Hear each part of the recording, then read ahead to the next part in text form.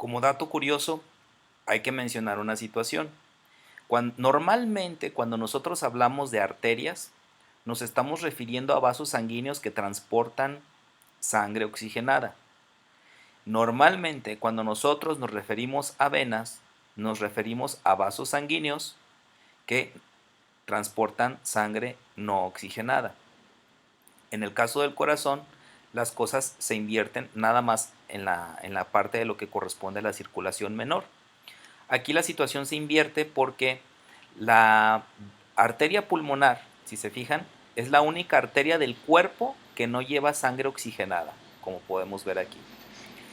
Y las venas pulmonares son las únicas dos venas que no llevan sangre venosa o pobre en oxígeno, sino que al contrario llevan sangre rica en oxígeno. Entonces, es la excepción al caso, como dato curioso. El resto de las venas y arterias del cuerpo sí llevan, en el caso de las venas, llevan sangre pobre en oxígeno y en el caso de las arterias llevan sangre rica en oxígeno. La excepción en el caso, dijimos, es en la circulación pulmonar, donde la arteria pulmonar lleva sangre venosa y la vena pulmonar lleva sangre arterial o sangre, mejor dicho, sangre oxigenada. ¿De acuerdo? Ahora fíjense una cosa muy interesante acá. Del lado derecho dijimos tenemos las dos cavidades y esta se supone entonces será la arteria pulmonar.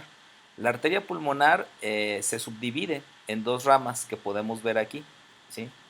Esto no lo podemos ver en esta imagen porque aquí nada más nos dibujan una sola arteria pulmonar por fines didácticos tal vez de la imagen. Sin embargo, en la realidad, en efecto, sale una sola arteria pulmonar, pero en un momento dado esta arteria pulmonar se bifurca o se ramifica en dos ramas, de tal manera que vamos a tener ramas secundarias que van a corresponder a una arteria pulmonar izquierda, la cual va a llevar la sangre venosa al pulmón izquierdo a oxigenar, y vamos a tener del otro lado a la arteria pulmonar derecha, que va a llevar la sangre no oxigenada al pulmón derecho para que recupere sus capacidades de oxígeno. Esa es otra cuestión muy interesante.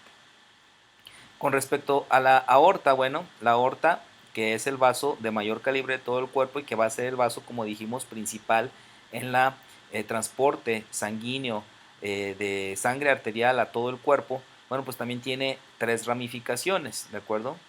Estas ramificaciones, pues, son muy importantes porque se van a encargar de, algunas de ellas, de irrigar lo que corresponde a cabeza y cuello, y otras ramas que se van a encargar de irrigar lo que corresponde miembro superior y otras partes cercanas a la región del hombro.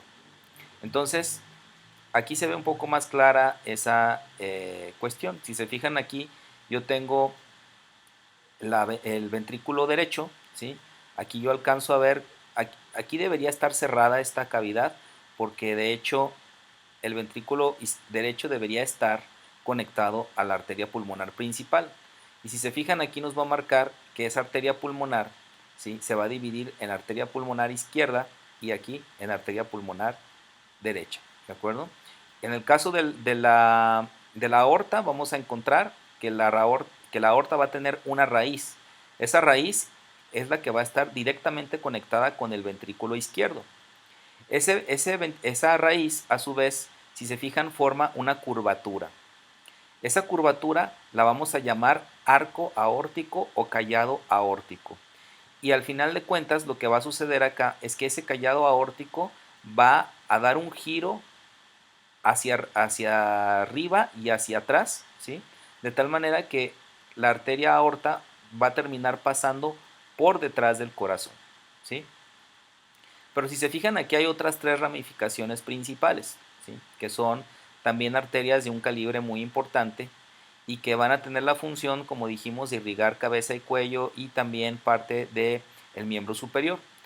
La primera rama de estas la vamos a conocer como tronco brachiocefálico, ¿sí?, el cual el tronco brachiocefálico va a estar conformado de dos arterias principales, que van a ser las arterias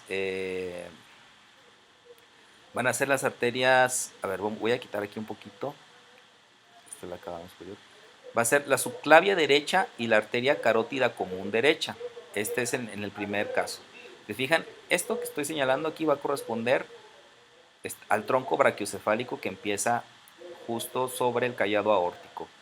Este tronco brachiocefálico se va a subdividir en dos arterias principales. La primera de ellas es la arteria carótida común derecha, que va a irrigar, a partir de aquí, fíjense, salen todas las ramas que van a ir hacia la cabeza, ¿de acuerdo?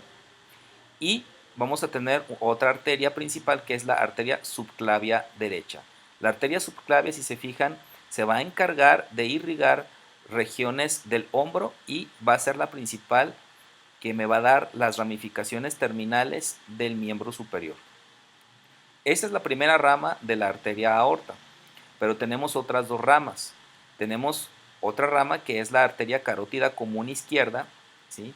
Que esta viene separada. Si se fijan, la carótida común derecha y la subclavia vienen de un tronco común, pero estas dos ramas, las ramas izquierdas, vienen de manera independiente. De tal manera que la arteria carótida común pues se va a encargar de irrigar a las estructuras internas de la cabeza del lado izquierdo, y la subclavia izquierda, que es esta arteria de aquí, se va a encargar de irrigar las regiones del hombro y del miembro superior y parte del tórax del lado izquierdo.